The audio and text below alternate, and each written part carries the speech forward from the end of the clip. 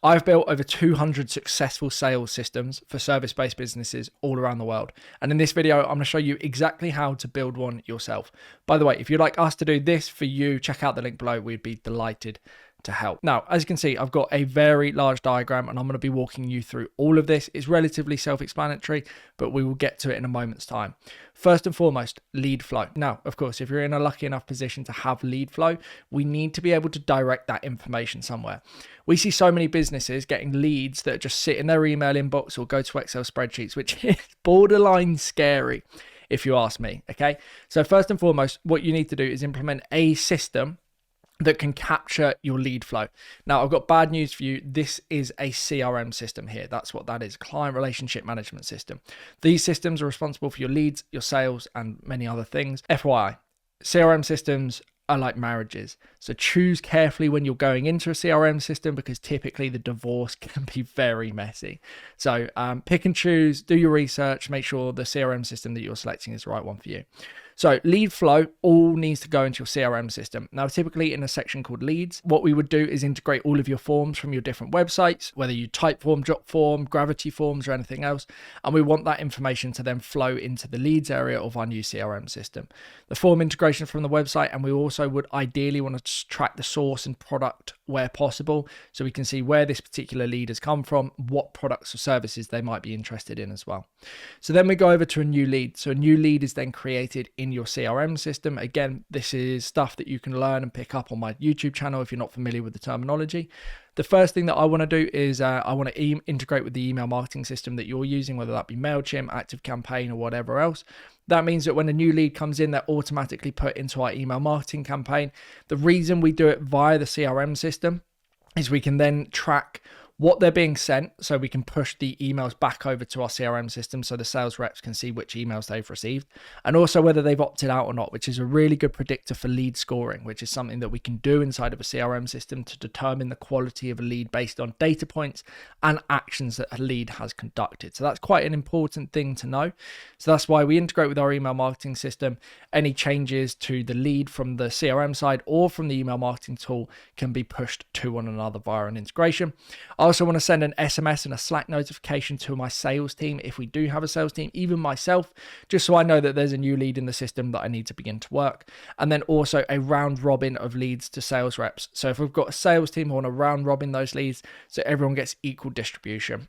And typically this stage is the new lead stage. So a new lead has come in, nothing has actually happened with it. So then when someone actually does something with the lead, which is very important if you want to convert leads into business, is then they become an active lead. Now, within the active leads area, you will be able to see all of the number of attempts or track the number of attempts someone has attempted to contact that particular lead. And I also strongly recommend integrating a phone system of some description. Doesn't need to be complicated, just so you can dial from your CRM system with ease. Most CRM systems will have this functionality available.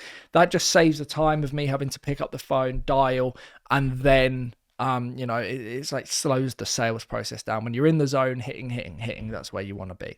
So that's kind of step 2 of your sales process, if you will. You can see how these integrations are going to help us through this journey. And then the third step is meeting booked. Now, bone of contention here on where you put meeting booked. I still think a booked meeting is in the lead stage, just because you don't know if they've booked the meeting for the right reasons, the wrong reasons. You don't know anything about them. It's just a conversation that needs to be had. So I've not qualified a lead yet, and I'll come on to what qualification means in a moment's time. But at the moment, someone's booked a meeting with us.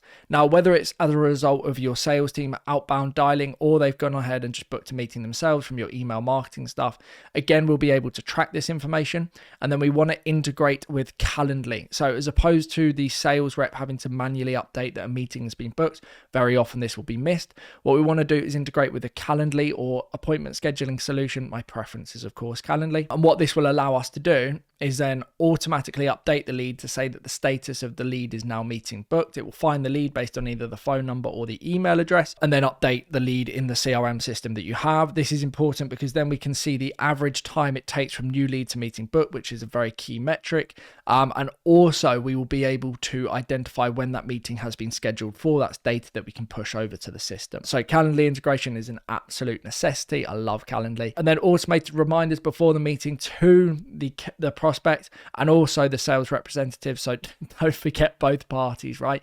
It's easy for sales reps to forget sometimes. So automated reminders to the both of them, just to let them know that they've got a meeting coming up. And then we might also want to change our email marketing system. So we might want to update our email marketing to put them into a different journey, stop the new lead journey, put them into a more friendly, nurturing journey. I don't know. This is subject to what you might be interested in doing. And then, of course, like I said, update on the system to meeting booked and time to book a meeting. So key data points there. So once the meeting's then been booked, we've got unqualified. So what actually do I mean by this? Now, the way I describe leads is a bit of a dumping ground. Just chuck any old data into your leads area. It's like a silo within your CRM.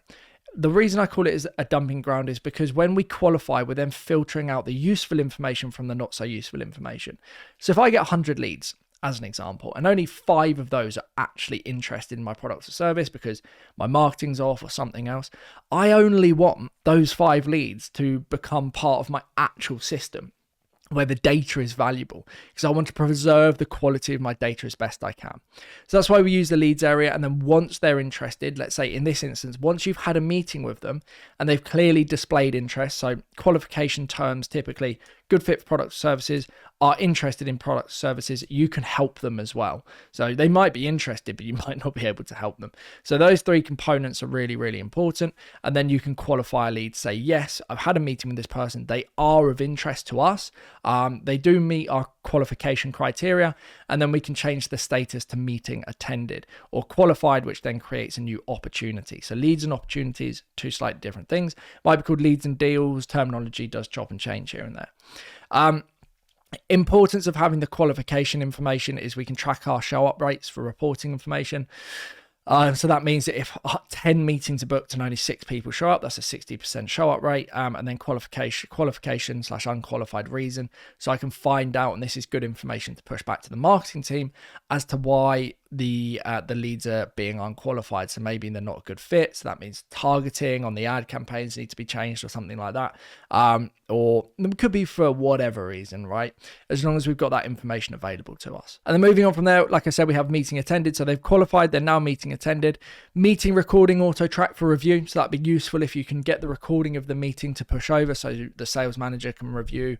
Or if it's literally just you and it's your business, watch your own meeting recordings so you can get an insight into what worked, what didn't, what you said right, what you didn't say. It's kind of like gameplay tape or whatever, but the CRM systems that we've built, we have been asked to put this capacity in place for a few clients. I thought it was pertinent to note. We've also got meeting notes to be stored on the system for the onboarding team. Now, when you have the meeting with the client, please make some notes. That's the same here for the leads as well. So if you do get in touch with that lead, make some notes so the sales rep, depending on how you want to split it up, the sales rep has information about that prospect before they even get on the call that you've collected and made a note of inside the CRM system.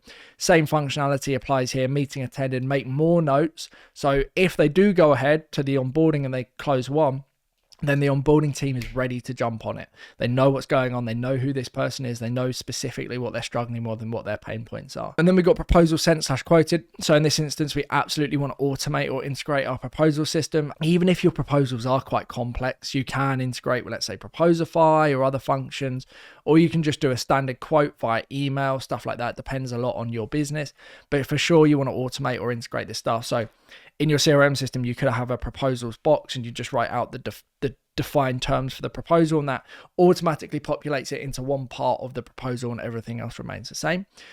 Tracking client reviews of proposal is useful, especially if it's integrated. So that means we can push the data of how many times a client has looked at the proposal back to our system, again for lead scoring, deal scoring purposes, yada, yada, yada.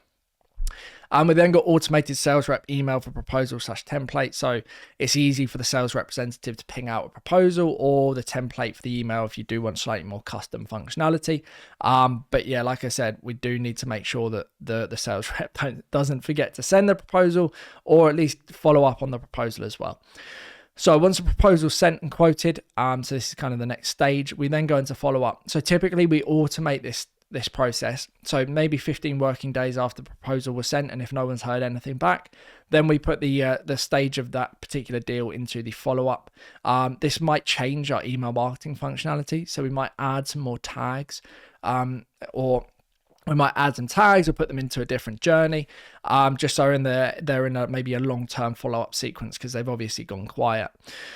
And then if they do not go into the follow-up, then we'll go straight to in contract. Now, this is where we want to integrate with our signature system. So let's say DocuSign or PandaDoc or Dropbox Sign.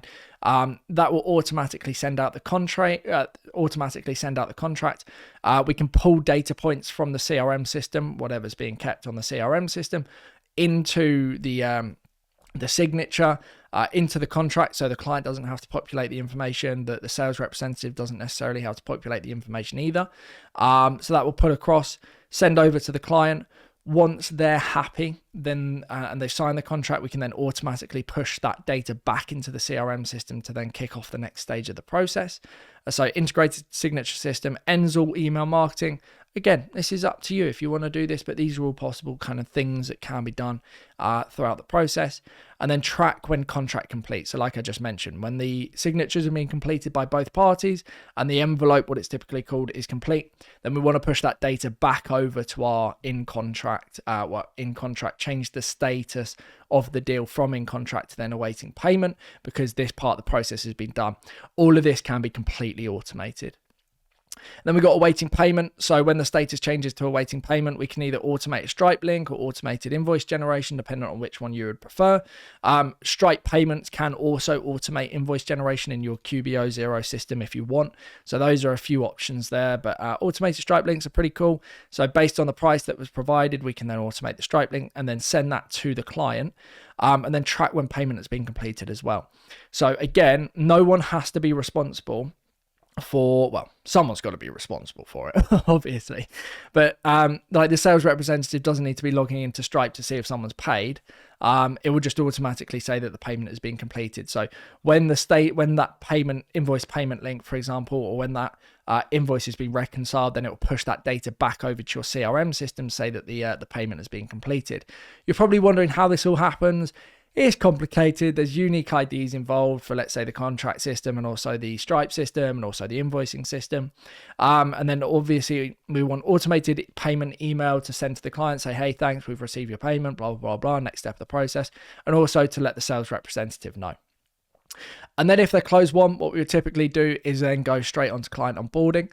So client data capture form needs to be automatically sent. So collect all the information that we need from them in order to proceed. Automated Slack channel to be created within the onboarding team. Integrated folder creation. So folders created for that particular client in a particular folder path. So again, you don't have to do this, it just happens. Integrated Clockify or time tracking if that's applicable. Integrated onboarding call meeting, the link gets sent out so they can schedule it automatically. And then a notification to the onboarding team as well. What you might do is a handover call between the sales team and the onboarding team, just so they're familiar with everything that's going on. Any questions or queries come up. That also ensures that the onboarding team are prepared for the call that they have with the client, and and it seems as if they know what they're talking about. I'm sure they do know what they're talking about. Close won / close lost. Obviously, I haven't included close lost in here because no one loses sales ever. I'm joking. It happens to the best of us. Unfortunately, if it's closed lost, you've gone through this entire process and everything's died off. You can then use this information to, let's say, put them back into a lead process or kind of a long-term nurturing Facebook ad campaign or something along those lines. Not my area of expertise, but I know people do it. Our clients have done it. Other information that's pertinent to note is obviously closed won, closed lost. Data is obviously going to be tracked. Lead qualification data is going to be tracked. All of the reporting information you could possibly need for your sales process is going to be tracked. If you are using this beautiful thing here, a CRM system, unfortunately, you will need one of these. And that's kind of the gist of it. That's a typical sales process for us. Now, between all of these different steps, there's a lot of nuanced detail that I might skip, / like the data points that we would actually want to track at the new lead stage and the deal stage and forecasted information and things like that. But this is what a typical process looks like and how we would integrate different areas of your business with your process. Or your sales process / onboarding process like we have here.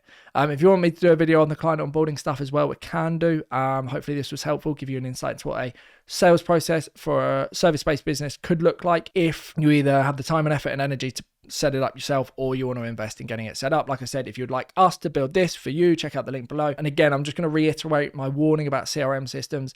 There's a ton of products on the market, so please be really, really mindful which one you select. There are pros and cons to literally all of them. Some are way more expensive than others, but just be mindful. This is a word of warning. Like I said, my analogy, it is a lot like a marriage. Once you're in, it's very hard to get out. So, so just be careful. Right, I'll see you later. Bye-bye.